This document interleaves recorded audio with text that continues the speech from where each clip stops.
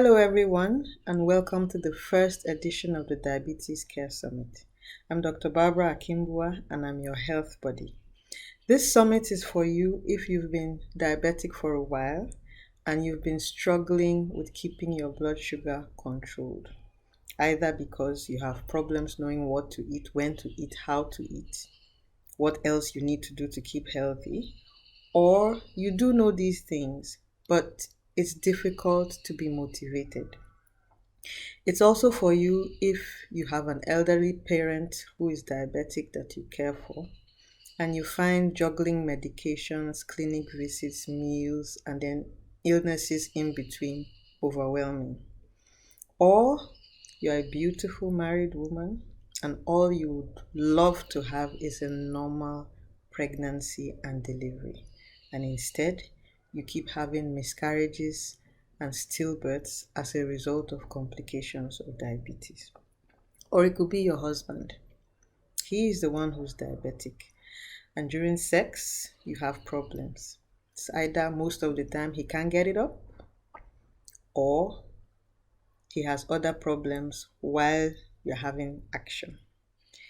It's also for you if you're a health enthusiast and you believe that prevention is cheaper and better than cure.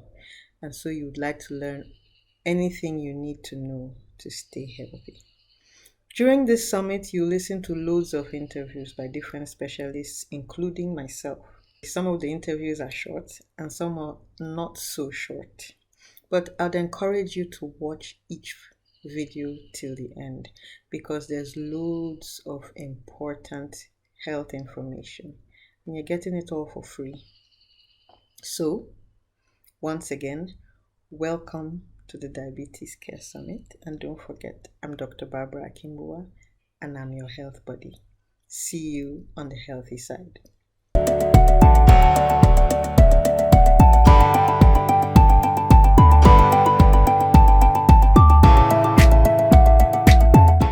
Hello, everyone. Welcome to the Diabetes Care Summit. I'm Dr. Barbara Akimbua, and today we're going to be talking about beautiful skin and diabetes. A lot of diabetic patients have problems with their skin, rashes, pimples, boils, and other things. And sometimes it's a struggle knowing what to do so that their skin looks nice. Today, I'm going to be talking about how to take care of your skin so that you have beautiful skin, even if you have diabetes. And I'll be with someone who is an expert in this field. As usual, she'll introduce herself and then we'll take it from there. Good evening, everyone. Thank you for having me. Anything that pertains to beautiful skin, I have to be there. So I'm Dr. Hilda Titiloy. I am the clinic director, Skin 101 Clinics in Abuja. We are a dermatology, aesthetic medicine, and plastic surgery center. We cater to a wide range of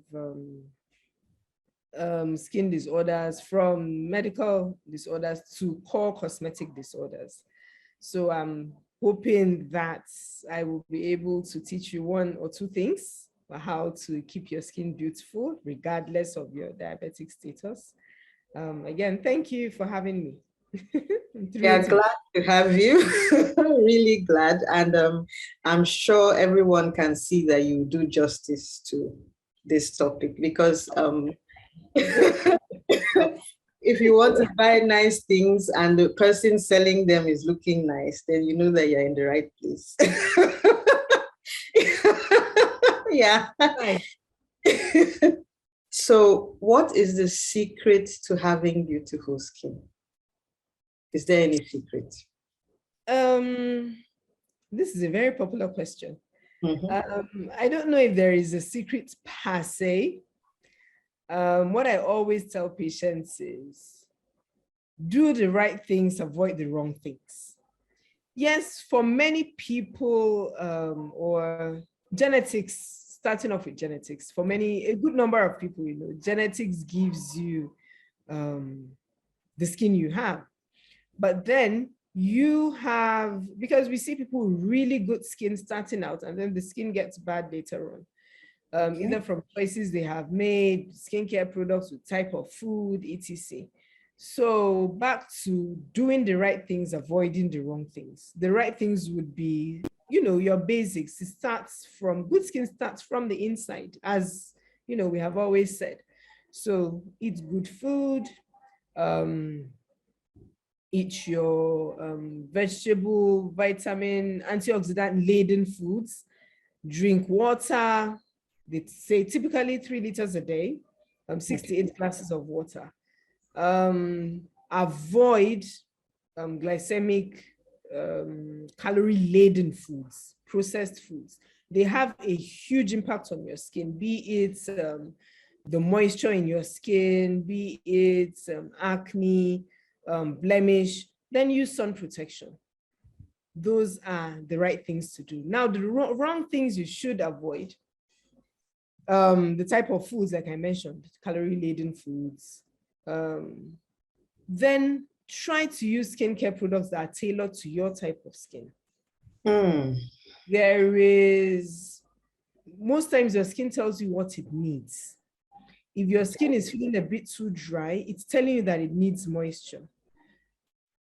There is normal skin, there is oily skin, there is dry skin. So just buy skincare products that are tailored to your type of skin. When you go to the cosmetic aisles, you always see it. This lotion is made for very dry, scaly skin. This lotion is made for normal skin. This one is made for oily skin. If you have oily skin and you use a lotion that is made for oily skins, what you end up having is oilier skin, which would be unhappy. And it will tell you it's unhappy by, either the breakouts you're having, or the skin will just not be healthy. So use skincare products, because some people would say, oh, but I want to use products that are for normal skin. Why can't my skin be normal? There is nothing like, I tell the patients that there's nothing like abnormal skin. Rather, there are skins with different needs. If you have dry skin, look for products that are meant for dry skin and you will be fine. So that's that. Then, of course, I have to talk about the bleaching pandemic. That is, we're always talking about that. Yeah. So with the quest and the craze to have lighter skin, of course, you have people using skin lightening products that have a lot of harmful ingredients in them. If, for example, you have diabetes and you end up using a skincare product that's meant to lighten your skin and it has steroids, that's double jeopardy for you, because you already have some compromised immunity, and then your first barrier to protecting the skin, you now compromise with steroids. So it's double jeopardy for you. You will stand higher chances of having the fungal infections, recurrent bacterial infections, and all that. So in having beautiful skin, in summary, do the right things, avoid the wrong things. The wrong thing. You'll be fine. That's that. Wow, that's a lot. But from what you've said, everybody has their own skin type based on what they got from their genes, from their parents. And then there are general healthy practices that everyone should adhere to. And then depending on your particular skin type, give your skin what it needs. If your skin is oily, if it's dry, if it's normal, everybody is not the same. That's the summary. Okay, good. So why is it important to keep our skin healthy? So, when we look at the skin, all we see and what we mostly talk about is the cosmetic aspect of the skin, the beautification that it confers on the individual. Oh, the skin is glowing, that's all we really think about when we talk about the skin.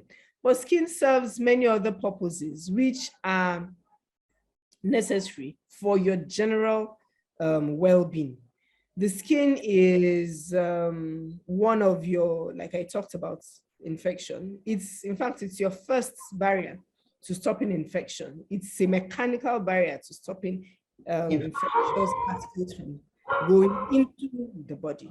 Then there is also some immunity under the skin. So even when you come in contact with those infectious particles, you have things beneath the skin that are able to neutralize that. That's one. Wow. Serving a mechanical barrier to infection, UV rays, just other things in the environment. Then it also serves as a regulator of temperature. When you are excessively hot, you sweat, and the skin is instrumental in that. You sweat, and that helps to cool the skin down. When you are excessively cold, there is a way, the hairs trap a bit of heat under, just above the skin to keep you slightly warmer. It's a sensory organ. It helps to reduce the harmful effects from the sun. I mentioned that. So it has many other functions other than just, in fact, it's part of in getting vitamin D. If we remember from primary school, we're taught this, where you get into the sun, vitamin C, vitamin D, etc. from the UV rays, just from under. So it's much more than just beautification. It has these other functions that help keep you healthy. So for your general well-being, for you to be in a good state of health, your skin has to be healthy as well.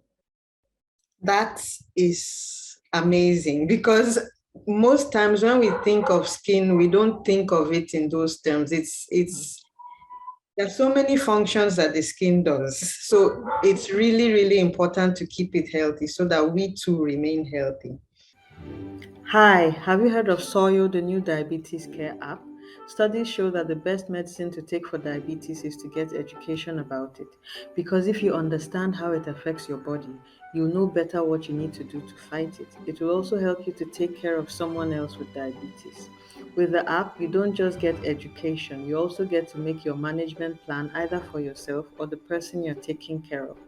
There are also lots of other features like meal plans, medication, and other reminders to keep you on track. And if you fall off, don't worry, just get back on. This is how families can live healthy and happy with diabetes. Don't be left behind. Download the app at soyo.web.app to care for yourself or someone else with diabetes. How does diabetes affect skin? So generally, we know that with diabetics, especially when it's uncontrolled,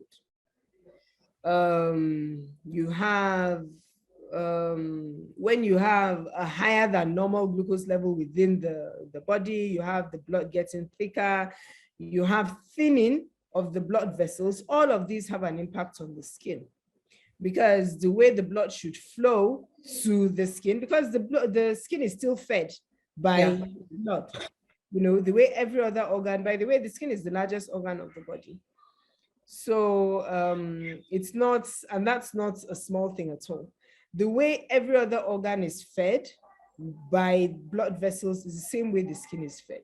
So the same way you have certain organs being affected by diabetes because of that same sluggish blood flow, etc., etc., you have same happening with the skin.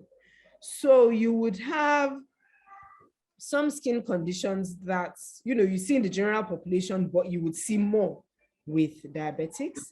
Then you have skin conditions that are peculiar to diabetics only. You have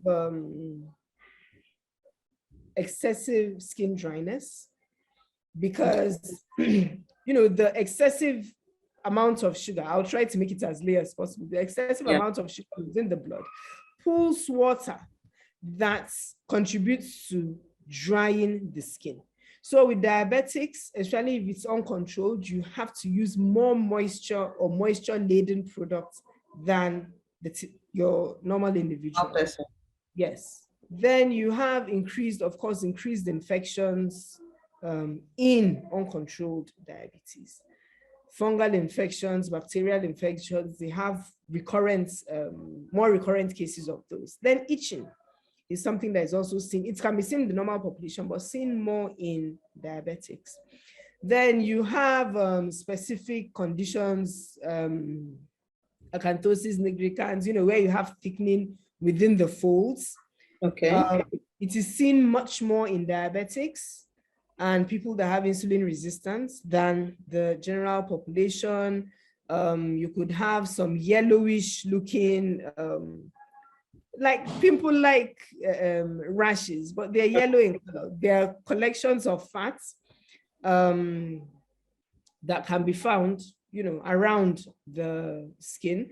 You could have hardening, thickening of the skin, almost like an orange peel. It's called digital sclerosis, also seen in diabetics. You have, a number of them like that. Eruptive granuloma annulare, where you have large patches of, red looking rashes, especially on the extremities. So those are, when you start to see conditions like that, you must see your doctor. You must see a dermatologist to help you fix that. But more importantly, you must get your sugar level or your glucose level under control. Okay. Then yes, let me not forget the poor healing ulcers. Wound healing is generally slower with diabetics. So you have a wound that has gone on 2 weeks, 1 month, it's not, please see in fact, you should, if you're diabetic and you notice any wound, you should see your doctor very, very quickly so they can sort that out. There is also, I must not forget, skin tags. These normal skin tags that we see, they could be, you could have them more, come up more in diabetics, yes. Wow, that's a lot. And I'm sure that's not all. Yeah, so are there specific or special things that diabetics need to do to take care of their skin? For diabetics, is there anything special they need to observe? I think first things first, glucose level must always be within the normal range. It's not good enough for it to go up, come down, go up, come down, go up, come down. It should be within the normal range most of the time, as much as possible. Then, because there is a prevalence of infections within this, this population, we should ensure that our skin is dry most of the time. You have a bath, lift up or, look for any areas that can trap moisture, folds, under the armpits, under the breast, and clean up the water from those areas. In between the thighs. Sorry, yes, just between the thighs, anywhere where you have a fold that can possibly trap moisture, try to clean the water off of those areas. Then, like I mentioned earlier, diabetics have higher chances of having drier skin types. So they should use more intense moisturizers. But you see, the small snag there is we don't want too much moisture within the fold. So when you're applying your moisturizer, avoid applying it under or within those folds. Armpits in between your thighs, anywhere where there is a fold where the skin can, meet itself like that. In also keeping skin dry, let's not forget in between the toes.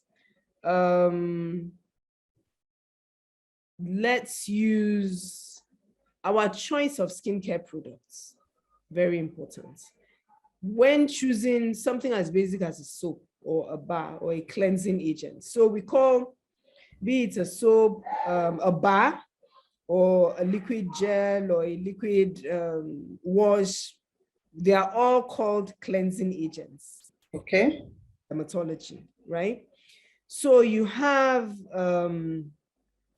cleansing agents that are soap-free or have minimal soap in them. They won't lather as much, but what they do is they don't dry your skin. Yes. They retain more moisture, they leave more moisture on the skin. Something as simple as, let me give an example for Dove. It's okay, I can advertise for them. Something like Dove, even the advert says it won't dry your skin like soap can, because it has almost no soap in it. It cleanses your skin without soap that will dry out the skin. So in the same vein, use cleansers that are, or cleansing agents that are soap-free as much as possible. Use antiseptic-free products, medicated-free products. We don't like those. No medicated soaps.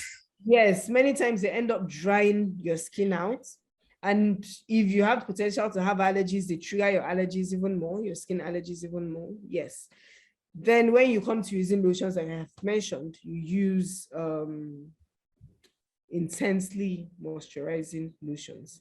Not to forget, because we have problems with sensation in diabetics. It's very important that your choice of when we're choosing water to have a bath with, that it's lukewarm water. Use your elbow to feel for the temperature of the water before you use it. Because if you use excessively hot water, sometimes you don't even know that it has caused any damage till you see the skin, responding to that the level of temperature. Then when we're doing household chores, for the same reason, because of loss of sensation, etc., it's good to wear gloves so you don't cut yourself and, not know that that has happened. Then use sun protection.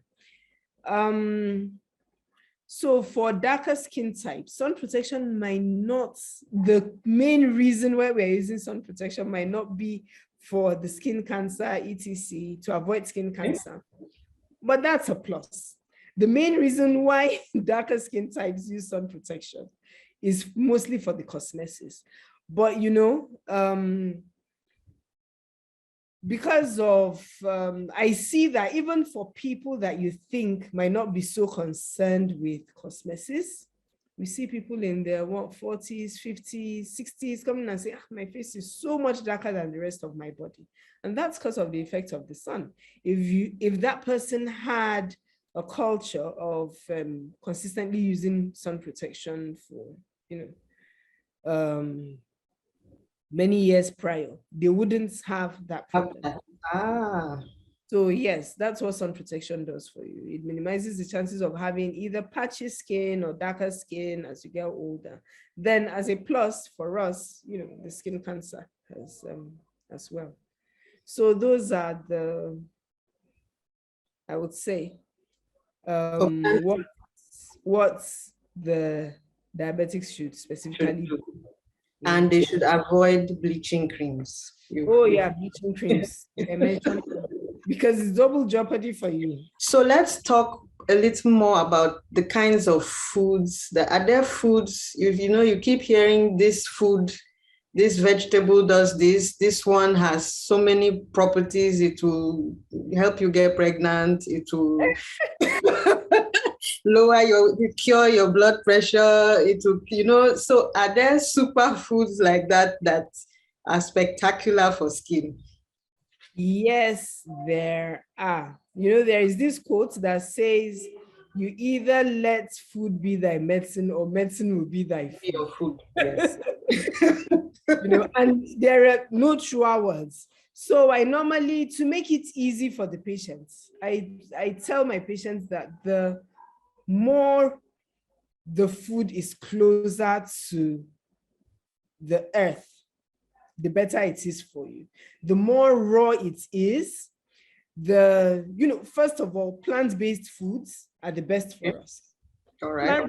And the closer to its most natural form it is at, is the best for you. So that's why there's, eat whole grains, unprocessed foods.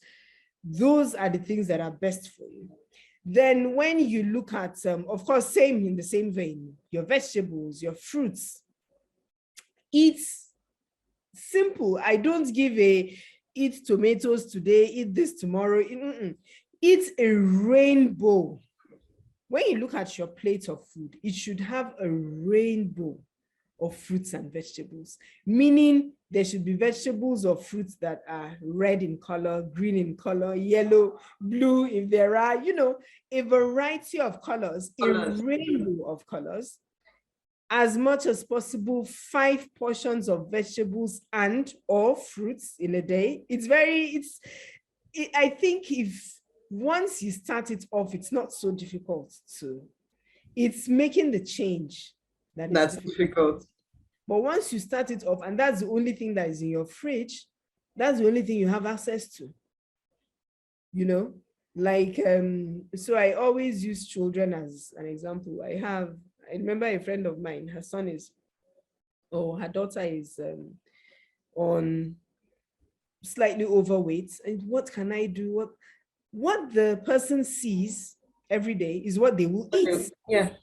So put in the fridge and put around the house what you would like to eat or what you should eat. Not even what you would like, because we all like the sugary things. We all like those processed things and ice cream. But if there's no ice cream in the house, you only have your pear, your oranges, when you are having your hunger pangs in the middle of the night, you have to resort to that. So I keep it simple. Let the food be as close to the earth as possible, as close to its natural form as possible. A rainbow of fruits and or vegetables. Then when it comes to eating the animals. Are you vegetarian? No, I'm not vegetarian. And funny enough, I don't like fish so much. So what I do is just really stay away from the red meat as much as possible. Okay. But if you can, your best bets for your animal-based type food are your oily fish. Oily fish, your mackerel, salmon, they'll give you a good dose of omega-3 fatty acids, and they don't come with the problems that all these other meats come with. Yes. So by the time you have done this, you are eating this type of fish with this type of vegetable, you have gotten a heavy dose of antioxidants.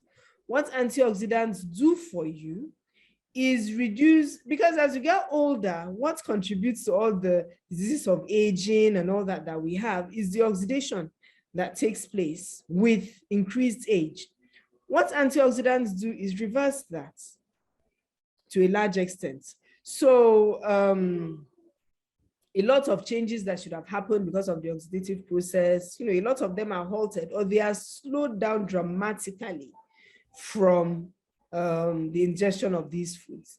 And then, because we are busy people, sometimes I tell the patients, we have to be realistic. Apart from if you can't get your full, this quantity of nutrients from your food, there is some room for supplementation. You can add on some supplements. It's okay to add on some supplements.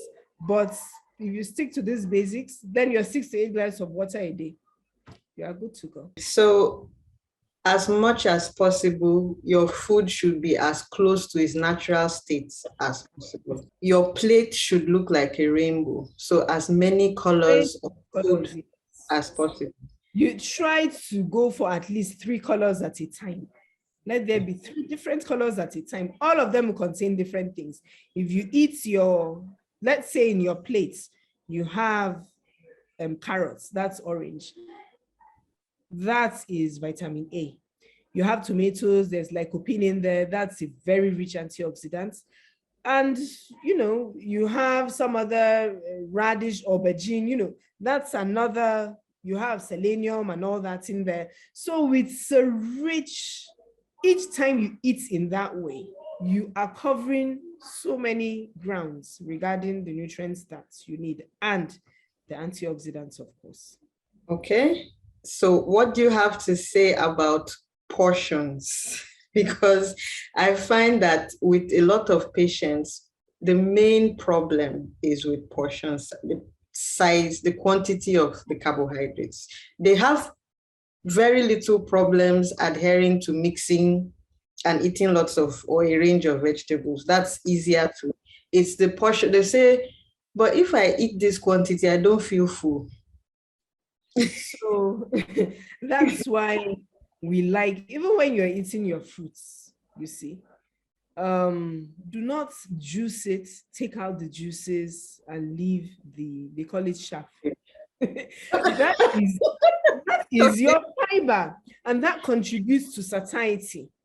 So yeah. We also, apart from just eating, eat food that is rich in fiber. When you're taking your oranges, please don't suck out the juice and throw the other part away. Eat the whole orange. Just remove the peel. Eat the whole orange.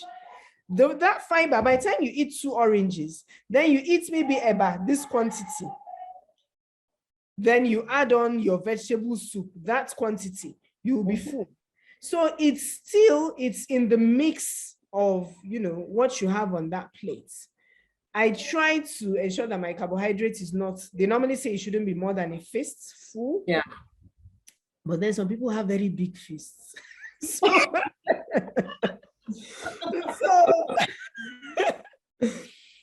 but for me, I try at every point in time, my plate of rice, well, sometimes you can go a bit overboard, but it shouldn't be once in a while. Yes, more than your fist. That's, general guide.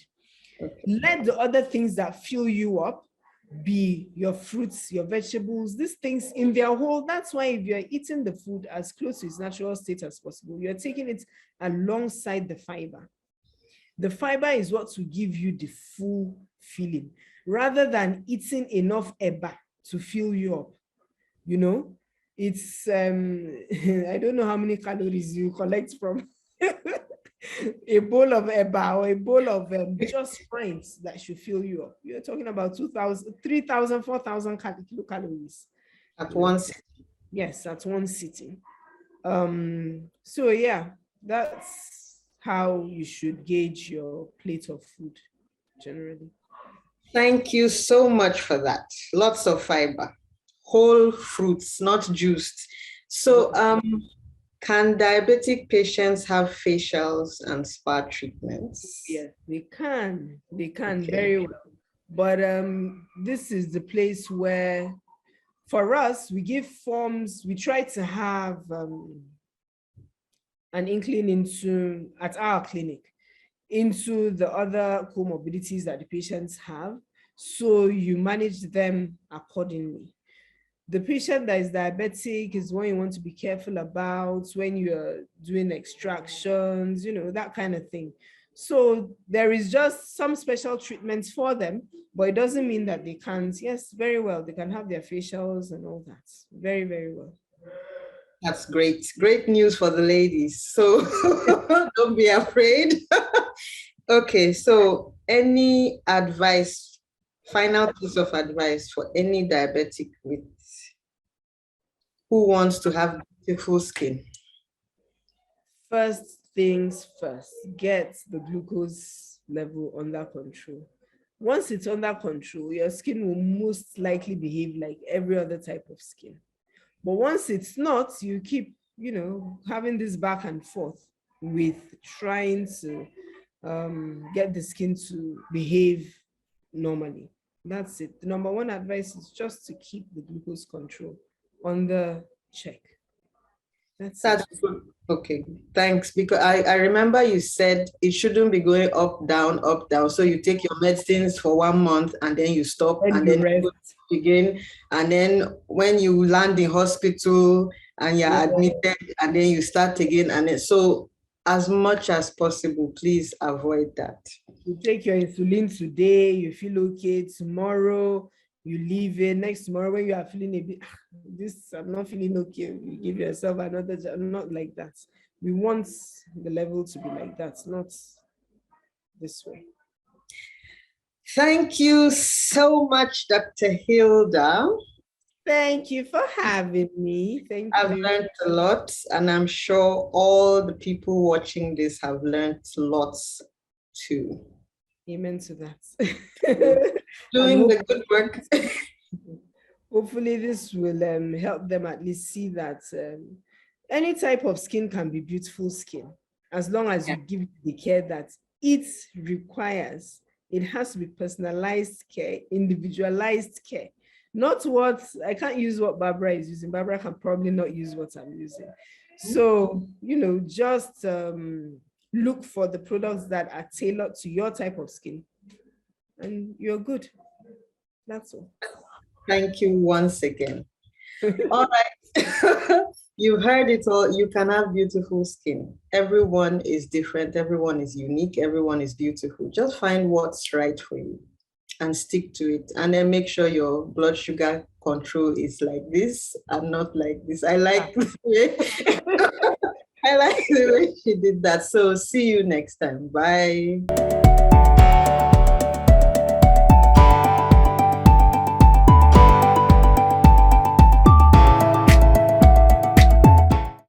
I'm glad you took my advice and watched the video till the end, and I hope you learned a thing or two.